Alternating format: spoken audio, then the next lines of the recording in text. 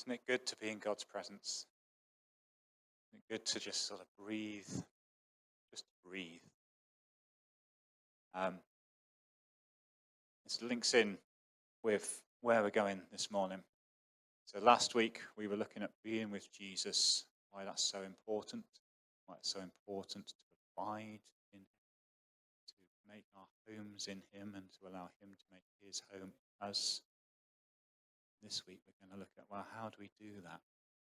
How do we do that? So what was Jesus's practice? Because we are called to imitate Christ. We are called to be like Jesus. So if we're going to be with Jesus, what did he do? And when you read the Gospels, one thing is perfectly clear, that Jesus' life, his template, was based upon like a rhythm of retreat and then return. Does anyone here watch The Chosen at all? Few. Okay. I think they portray this really well, because he keeps going off on his own and then he keeps returning. It's like breathing in and then breathing out. He needs to inhale and if Jesus needs to do that, guess what? We need to do that. Okay? So, Jesus would retreat, he would slip away from the noise and the press of the crowd and find a place where he could pray. Alone. Sometimes with a few close friends. He would inhale and then he would exhale. He would come back to preach and teach, heal and deliver and offer love. But he needed to inhale before he could exhale. And so we see this retreat and return, to inhale, to exhale, in Mark 1. It goes from verse 34, and Jesus healed many who had various diseases. He drove out many demons, but he would not let the demons speak because they knew who he was. And very early in the morning, while it was still dark, Jesus got up, left the house, and went off to a solitary place where he prayed. And it wasn't just that once. In Luke 5, we see, yet the news about him spread all the more, so that the crowds of people came to hear him and to be healed of their sicknesses. But Jesus often withdrew to lonely places and prayed.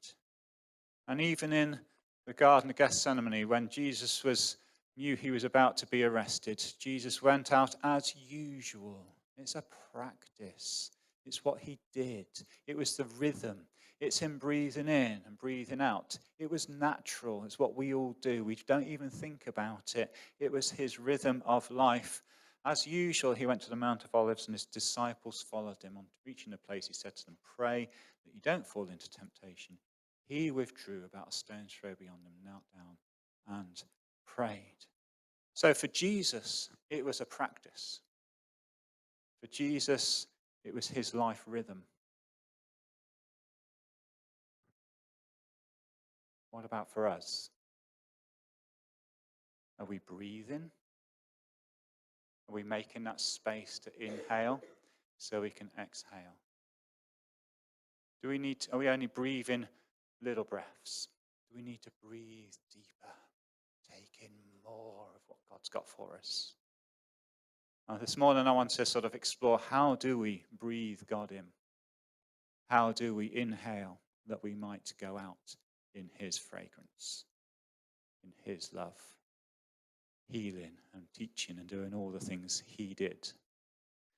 So, I'm a scientist. You know what's coming. So what we've got here is how we breathe.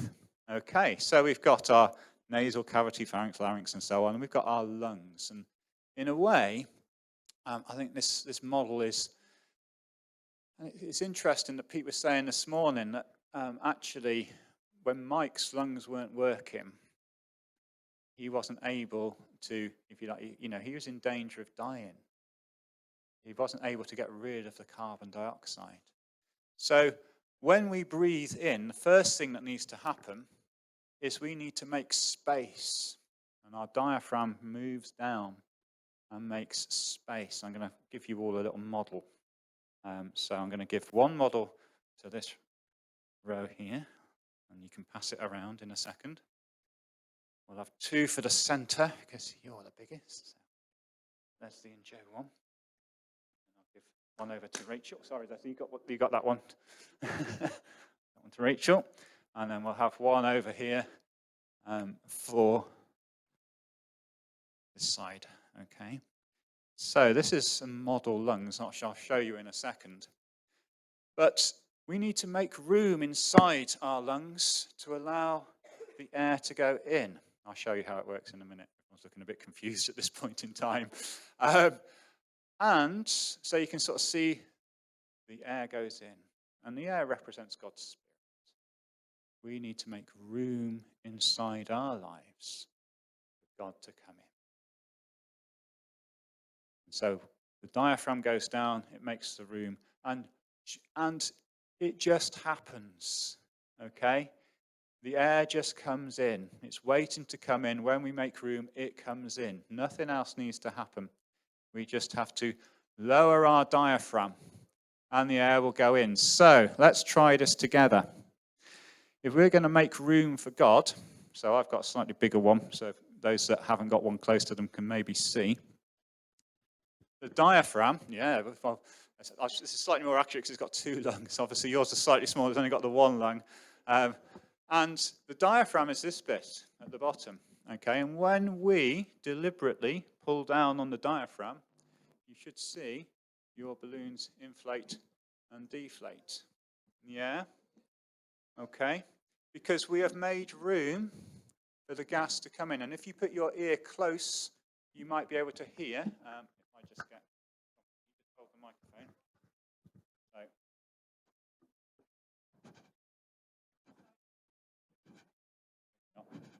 Can people hear that? Yeah? Yeah?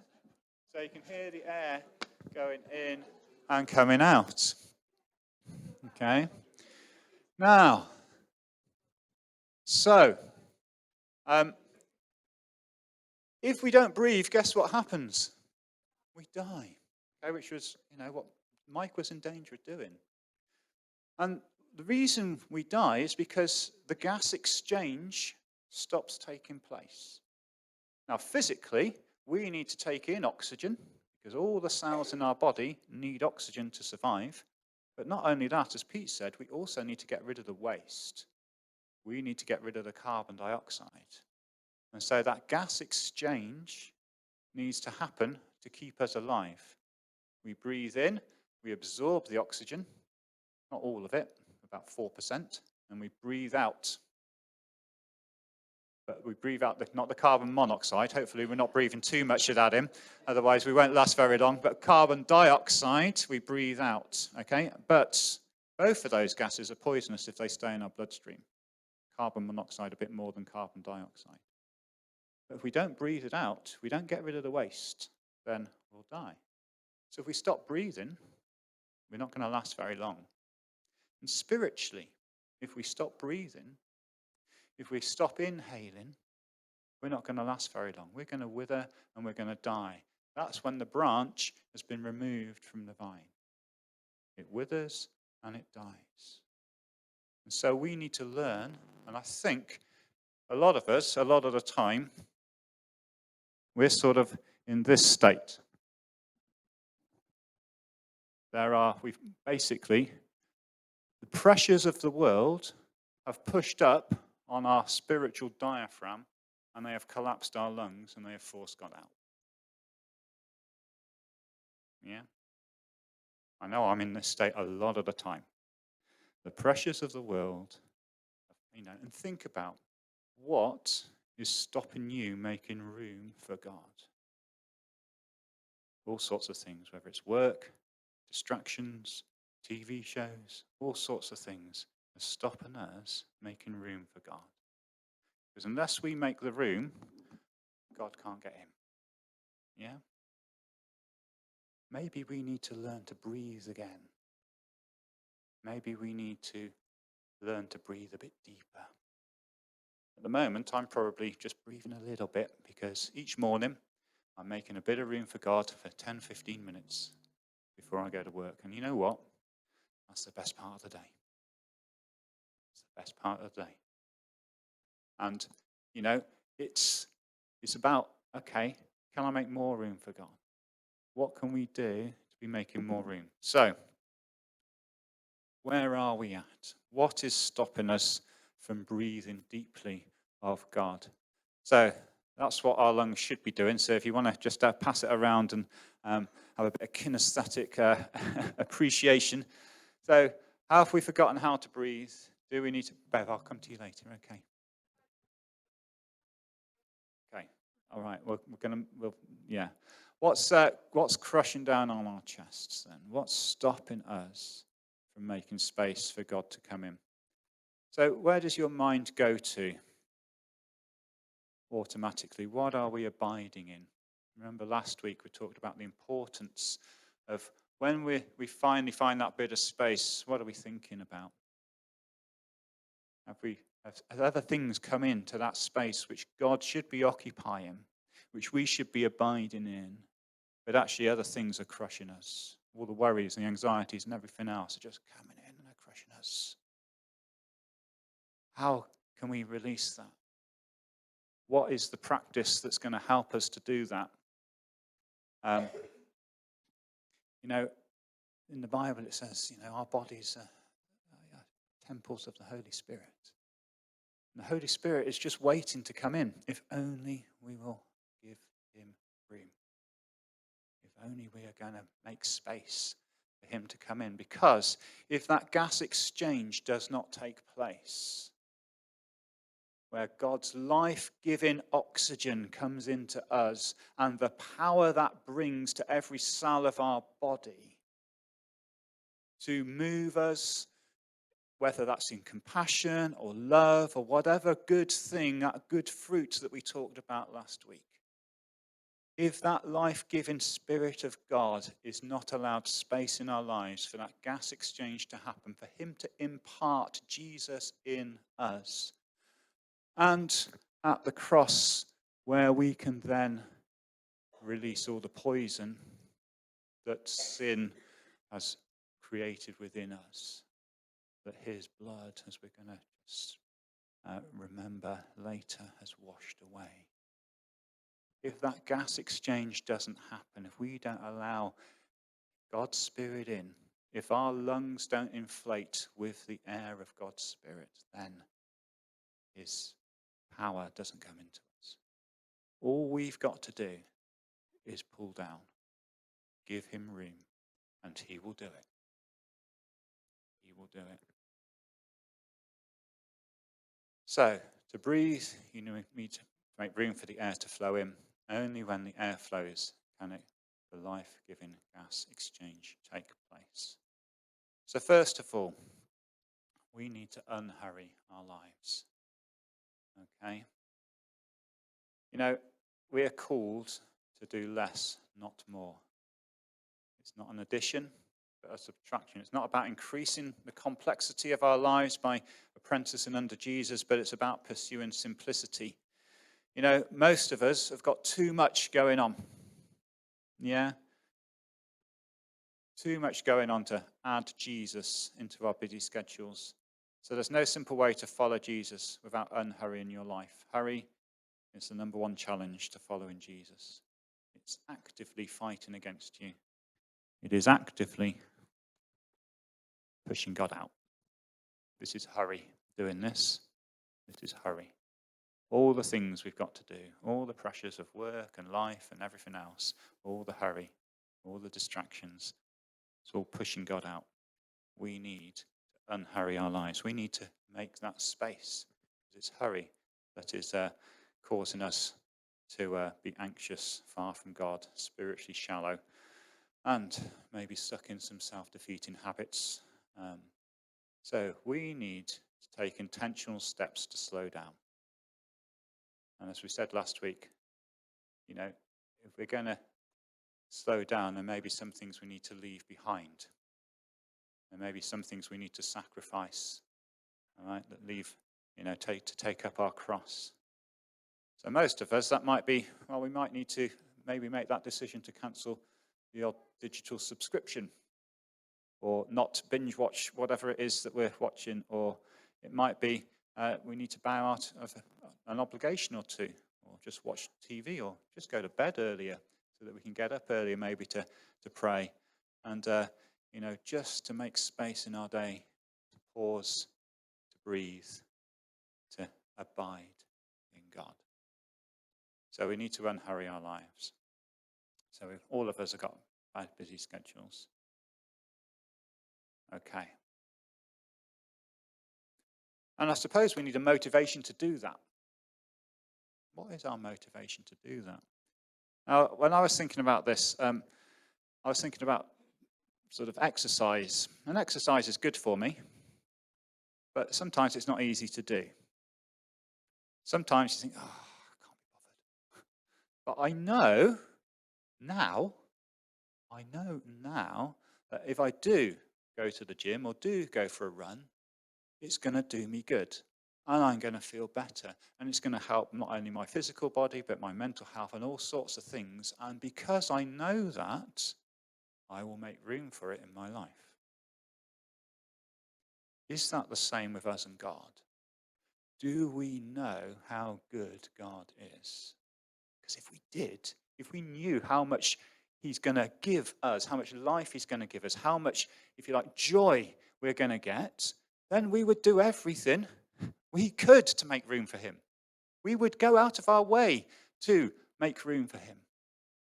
But that isn't the reality for a lot of us. And there's a story that a long time ago, a priest went into the church, and there was just a guy who was sat there for hours, just in the church, sat there. And the priest goes up to him and says, "What are you doing?" And he just says what's on the screen there. I look at him, he looks at me, and we're happy. This is what it means to breathe in. Okay? It's almost the apex of spirituality. It's basically God, who is love. Love him. And we need to contemplate the Lord's glory. This is 2 Corinthians 3:18. And we all who with unveiled faces contemplate the Lord's glory are being transformed into his image with ever-increasing glory, which comes from the Lord, who is the Spirit. So the most important thing that happens between God and the human soul is to love and be loved. It's about this level of oneness, withness to Jesus. It goes beyond our thoughts and our feelings. It's about love. And, contemplate means to gaze or behold. So to contemplate the Lord's glory is to direct the inner gaze of our heart at God, at love. And the more we do this, the more we're transformed into his image, because we will become what we gaze at. If we abide in Jesus, if we make our homes in Jesus, if we gaze and behold Jesus, we will become like him. And there's no sort of formula. There's no sort of theory. It's just making room. God will come and meet us. It's just about that relationship. It's just about allowing God and that friendship with him. Psychologists' basic rule of thumb is that the more we are loving to the degree that we have been loved. Jesus is waiting to love us. Jesus is there in the air, if you like, just waiting for us to make room that he can come into our lungs. And that gas exchange can take place. That life-giving, he wants to, if you like, exchange his life for our sin and shame. He wants us to do that often, that we might, if you like, get rid of more of the poison within us and replace it with more of his life and goodness. And we do that by contemplating him, by giving him the space just to be with him and to receive from him. In Ephesians 3:16-19 says this: This is the oxygen. I pray that out of his glorious riches he may strengthen you with the power through his Spirit in your inner being, so that Christ may dwell in your hearts through faith. And I pray that you, being rooted and established in love, may have power, together with all the Lord's holy people, to grasp how wide and long and high and deep is the love of Christ, and to know this love that surpasses knowledge, that you may be filled to the measure of all the fullness of God. Do we know, have we experienced how wide and long and high and deep is the love of God? Because if we're constantly living with all the pressures of the world pushing God out, we're not going to manage that. We've got to breathe in deep and contemplate and allow God the space to come in and allow him to love us, that we might be loved and become loving. We need to make that room to breathe deep of him, to contemplate him, that we might know. And when we know, guess what? We're going to want to do it again and again and again.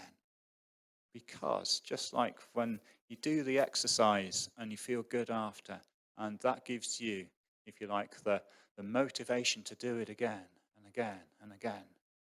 If we let God in, he is going to love us, and we're going to experience that love. And we're going to want to do it again and again and again. And we're going to find that space to allow him in again and again and again. But we've got to make that effort to pull down on that diaphragm, to, if you like, get rid of, sacrifice, take up our cross of the things that keep on squashing God out. We've got to contemplate him. We've got to allow him room. We've got to do what Jesus did. We've got to go and find solitary places. Find a secret place. This is very practical. The first thing Jesus taught us about prayer is go and find a secret place. When you pray, Jesus says in Matthew 6:6, go into your room, close the door, and pray to your Father who is unseen. Then your Father who sees what's done in secret will reward you. We've got to find that place which is going to, if you like, give God the room, where other things aren't going to distract us and come and push him out again. We've got to try and get in that place where we can release all the worries and the anxieties and all the carbon dioxide that we need to get rid of. As he comes in, that gas exchange can take place, and loving can restore us and give us the life that we were designed to have. So we need to find that secret place. Think about even now, where in our day, where in our schedule, where physically can we go just to be with him? For me, it's in the office early in the morning. I can sit there and I can contemplate God. I need to probably start thinking about breathing a bit deeper, maybe not just doing it for 10, 15 minutes. Maybe I need to make that sacrifice, go to bed a bit earlier, get up a bit earlier, maybe go for half an hour, maybe an hour or whatever. Yeah, but just to breathe deep and receive from him. And the reward is Jesus. Because Jesus says, I no longer call you servants, because a servant does not know his master's business. Instead, I've called you friends. Everything I learned from my Father, I have made known to you. The idea is slowing down and coming quiet and dealing with all the distractions and just letting go. You might say, well, that sounds like a waste of time. But as I said, if you experience it and the life it gives, once you've tasted prayer, true prayer, you realize that deepening your surrender to and honing your attention on God are literally the most important things in the world. Prayer is how we are being with Jesus. It's, if you like, our primary portal to joy. It's the best part. not just of each day, but of life. And prayer is always going to remain a chore until we realize that Jesus himself is our exceedingly great reward. Prayer isn't about just sort of a list of things that you're asking him for. Prayer is about making room to allow Jesus in. That's what prayer is about. Relationship. It's about friendship. It's about experiencing the love of God for each of us. That we might, if we know we are loved, then we will become loving. We need to experience his love more and more. We need to breathe deeper and deeper. And Jesus says, my command is this, love each other as I have loved you. Greater love has no one than this, to lay down one's life for one's friends. You are my friends if you do what I command. I no longer call you servants, because a servant does not know his master's business. Instead, I've called you friends. Everything I have learned from my Father, I have made known to you. And prayer is how we cultivate that friendship. So you can be friends with Jesus. You can sit before Jesus daily, letting him speak to you, teach you, direct you, and above all, love you. And that's what's going to bring that life. That's what's going to, if you like, facilitate that exchange of his life for your sin and shame. And that's what this meal is all about. It's all about remembering. And so there are many opportunities to make room. Okay, show me a person's habits. This is what I said last week. And I will show you what they are truly passionate about, most dedicated to, most willing to suffer for, and most in love with. And I will show you who they will become. If we don't spend time with Jesus, we're not going to become like Jesus. It's as simple as that. If we don't really want to become like Jesus, and obviously we're not going to spend time with Jesus, we need to experience his love. Until we experience it, we're not going to have that motivation to want to be with him. And I said last week as well, it sounds a bit monk-like maybe. All right? Is it a bit unhinged from reality? Well, our reality is keeping God out. Our hurriedness, all the cares and anxieties, squashing God out, and they're stopping us breathing. And they're killing us. It's the route to sin and death. Right? We want to breathe deeply of God that we might receive his life. Life of the age to come, eternal life.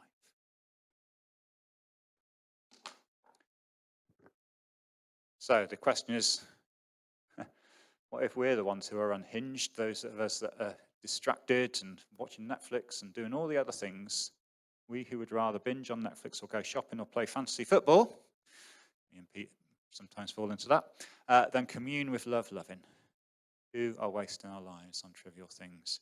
And that's why on the 20th of October, we want to give everyone opportunity to come and, just as Jesus brought friends to do life together, we want to practice the way with him and with each other. And we're hoping on the 20th of October, week beginning, to run maybe Sunday and Wednesday, and there's sign-up sheets at the back. Maybe you could commit to making room in this way,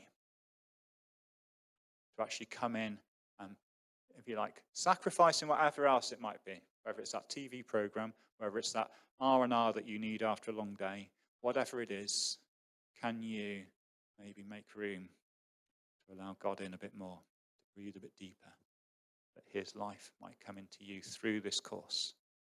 Okay. And there's, as I say, sign-up sheets at the back, and it would be lovely to do that together, to breathe together, and to do community together.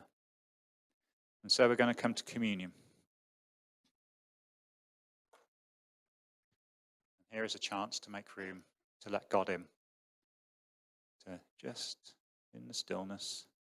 The band are going to come up in a sec after they've taken communion, but we're going to have a bit of stillness to start with. And just let God speak to you about the things that might be squashing him out, about the places where you might be able to go to allow him in, to breathe deeply of him.